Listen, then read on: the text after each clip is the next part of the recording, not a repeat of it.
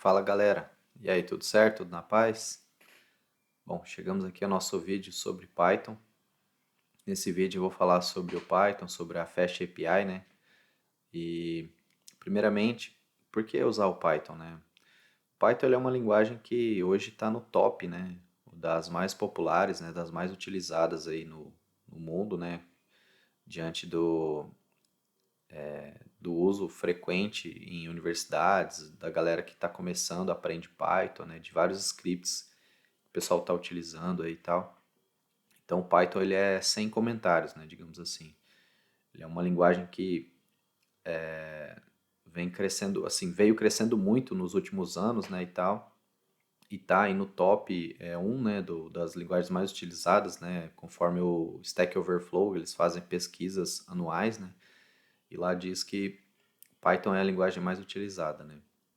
E por que utilizar o Fast API, né? O Fast API ele vem com a ideia de ser algo que tem uma performance boa, comparado a outras linguagens, né, e tal. Ele até se compara ao Node.js e o Go como sendo uma linguagem performática, né, um framework performático, né, para trabalhar com Python. E ele fica no meio do caminho ali entre o Flask, que é um micro framework mais para testes e tal, isolados, né, para você fazer na sua máquina ali de testes, e o Django, né, que o Django ele é muito mais completo, ele está mais voltado para utilizar APIs também, mas para fazer sistemas monolito, né, completo, com acesso ao banco, já com a parte de front-end junto, né, e tal. Então eu acabei escolhendo o Fast API. Então, sem mais enrolação, vamos lá para o código-fonte. Bom, pessoal, estou aqui na página do Fast API, né, e aqui a gente tem a estrutura dele. Aí ele diz o seguinte, logo no começo aqui, ó, alto desempenho, fácil de aprender, rápido de codificar, pronto para produção, né? Ela é uma framework web moderno, né? Ela fala o seguinte, as principais características, né? Rápido, o desempenho muito alto, no mesmo nível do Node.js e do Go, né? Graças ao Starlet e ao Pydantic, né? Rápido de codificar, aumente a velocidade de desenvolvimento de recursos em cerca de 200 a 300%, né? Vários outros detalhes aqui que você pode ler aqui nele, tá? E a gente tem algumas opiniões aqui, né?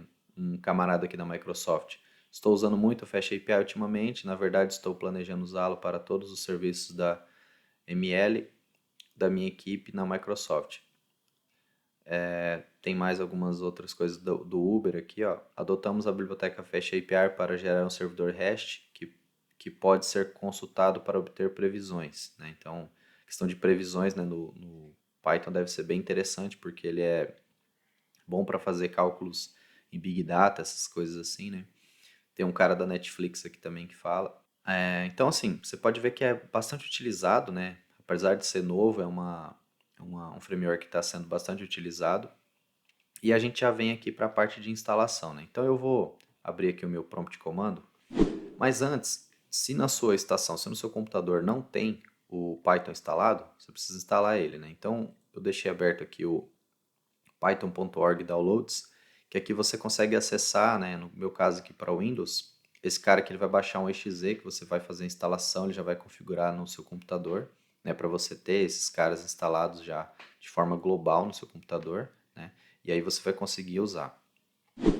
Então, ó, esse cara que eu abri aqui, o Uvicorn, ele é um servidor web ASGI para Python. Então, assim, você pode utilizar o Python com o Apache, né, ou NGIX, assim como a gente utiliza no PHP, mas o Python ele já tem alguns web services próprios para você rodar o seu código em Python, né, que ele já vai gerenciar para você esse cara. Então, o Fast API já utiliza esse cara por padrão. Bom, pessoal, então já estou aqui no meu prompt comando. Eu vou fazer o seguinte, eu vou criar uma pasta aqui chamada Python. Aí dentro de Python, né? Então, se eu listar aqui, vou entrar aqui dentro de Python. Aqui dentro eu vou criar uma pasta API Python, né? Dessa forma aqui. Então vamos entrar dentro dessa pasta API Python. Aqui dentro eu vou entrar no meu Visual Studio, né? Então eu vou colocar code, ponto, ele vai entrar no Visual Studio nessa pasta.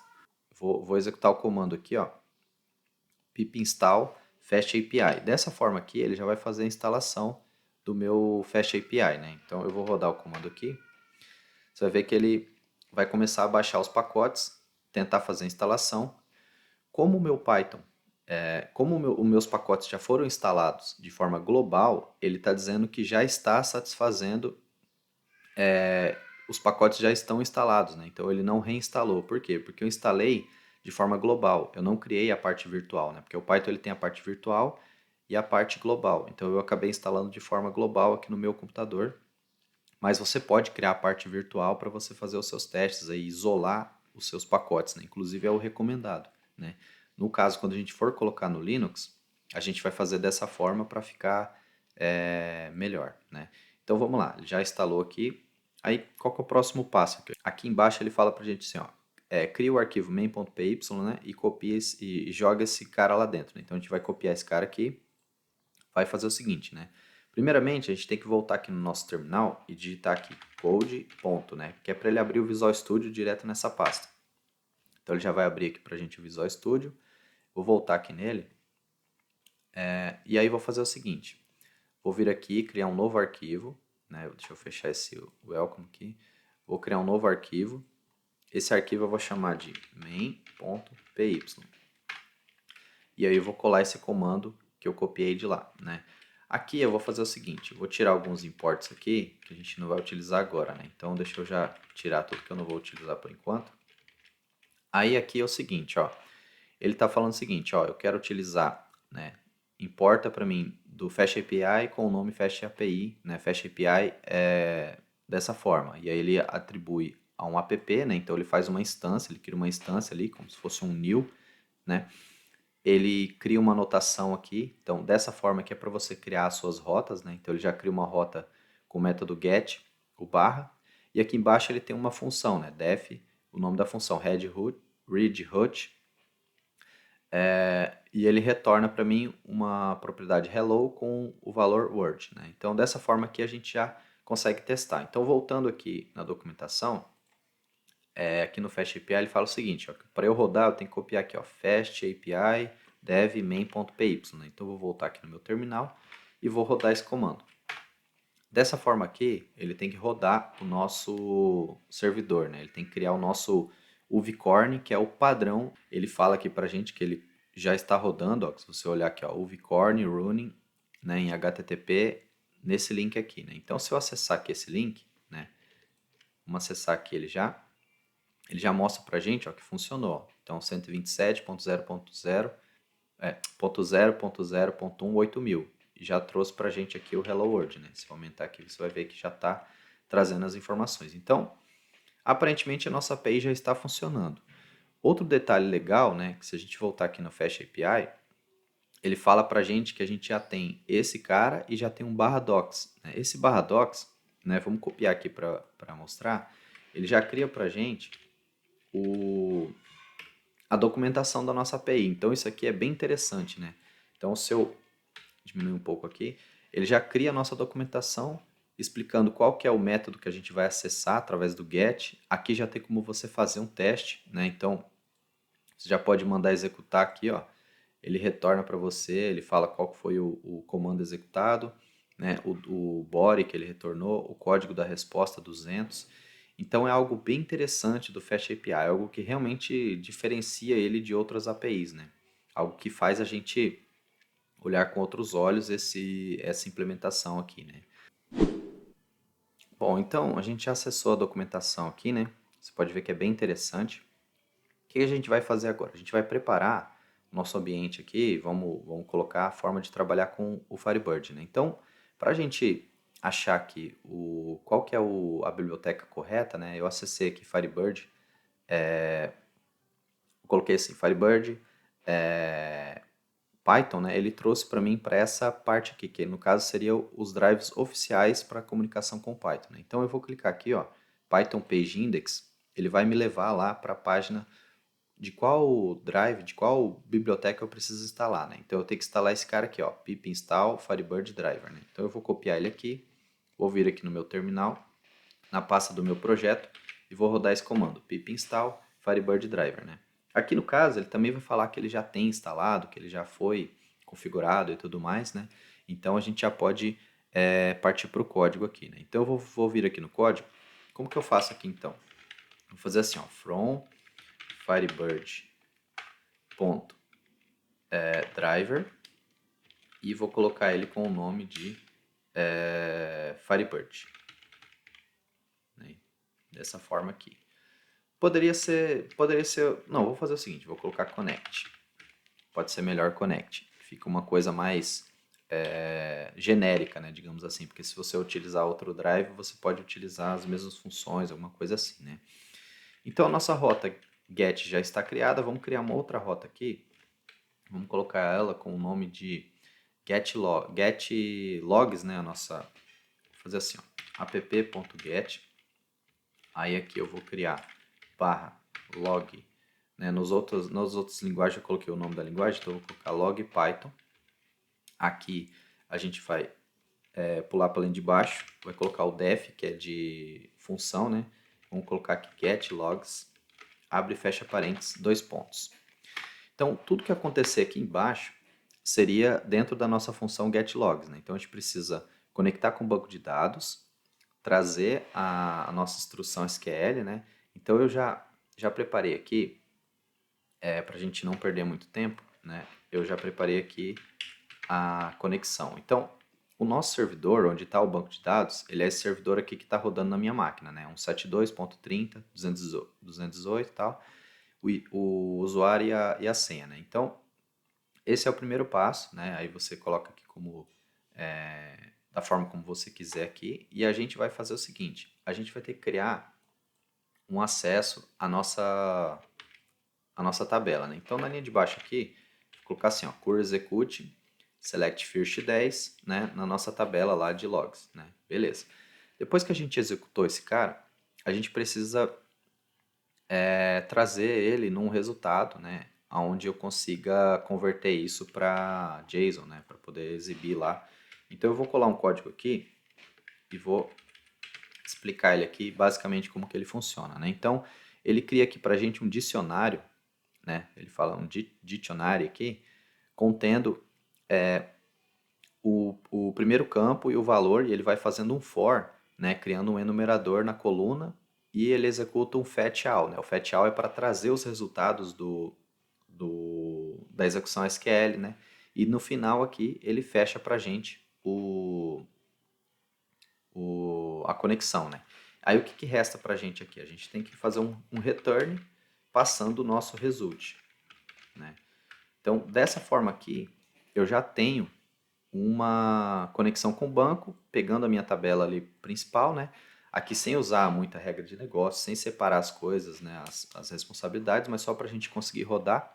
Então, se eu copiar esse meu link aqui e voltar ali no meu navegador, né? Deixa eu voltar aqui, ele já vai ter que acessar o meu servidor. Né? Então, se eu colocar aqui localhost 2.8000 barra esse camarada aqui, ele já teria que funcionar.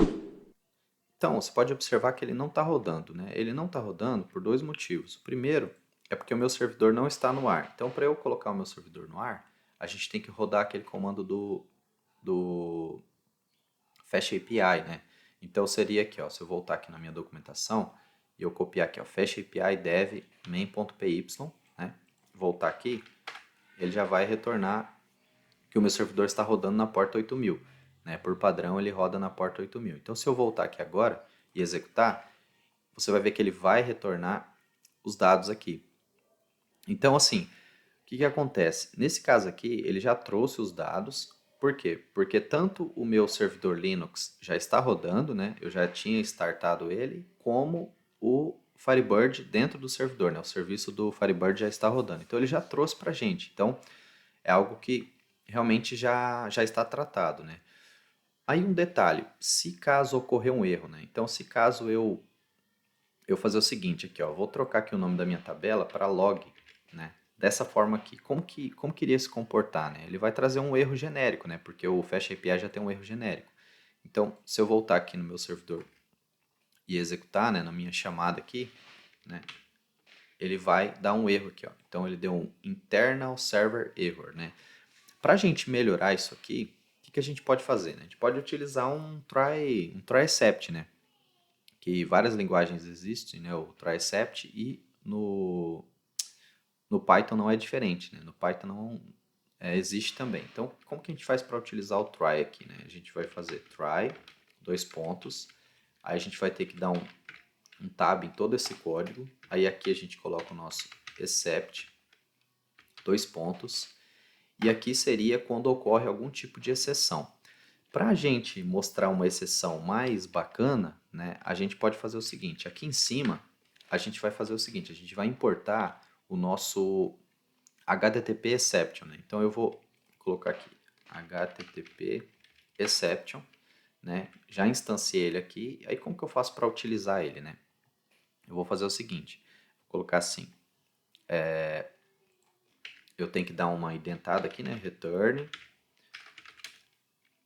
HTTP exception, aí eu abro e fecho parênteses, né? Aqui, primeiramente, eu tenho que dizer para ele qual que é o status code, né? Então, status code 500, né? Porque houve algum problema no servidor, né? Então, é o erro 500. E o detail, eu preciso passar para ele o detalhe, que é o que aconteceu, né? Então, eu vou colocar aqui, erro interno do servidor, né? Simplesmente coloquei em português, né? Então, vou salvar aqui. Dessa forma aqui, ele já vai ter um tratamento melhor. Então, se eu voltar aqui no meu navegador e apertar Enter aqui, né, então um F5 aqui no caso, ele vai tratar o erro melhor, né? Eu dei um Shift F5 para ele recarregar. Então, ele já trouxe para a gente um status, ele já trouxe o erro, né? Então, dessa forma que fica muito mais bacana de mostrar para o usuário, porque o padrão ainda vai ser em JSON, né? E eu já estou mostrando para ele um tipo de exceção, né? E se caso acontecer de não trazer nenhum resultado, né? Porque pode acontecer de eu colocar uma instrução SQL correta, mas não tenha nenhum resultado. Então, o que daria para eu fazer aqui no caso? Daria para eu fazer o seguinte, né? Aqui, se esse result não tiver valor, né? Então, se ele for um array vazio, então daria para eu fazer o seguinte, ó. Eu coloco aqui abaixo, né? Tem que ser indentado, né?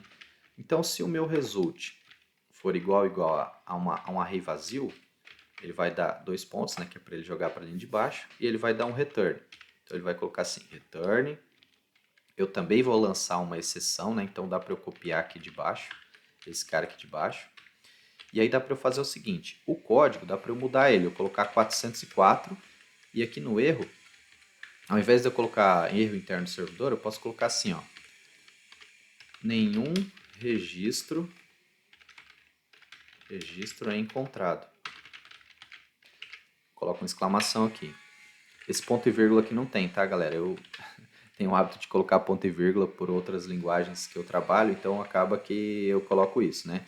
E se caso ele não for vazio aqui, ele vai cair no nosso else, que é para retornar o nosso result, né? Então dessa forma aqui, né? Faltou os dois pontos aqui do else.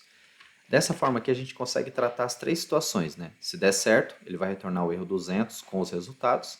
Se ele não encontrar nenhum registro, né? Para eu fazer isso, eu coloco aqui, por exemplo, where id igual a zero, né? Aí dessa forma que ele não vai trazer nenhum registro, mas eu tenho que arrumar a tabela, que é logs, né?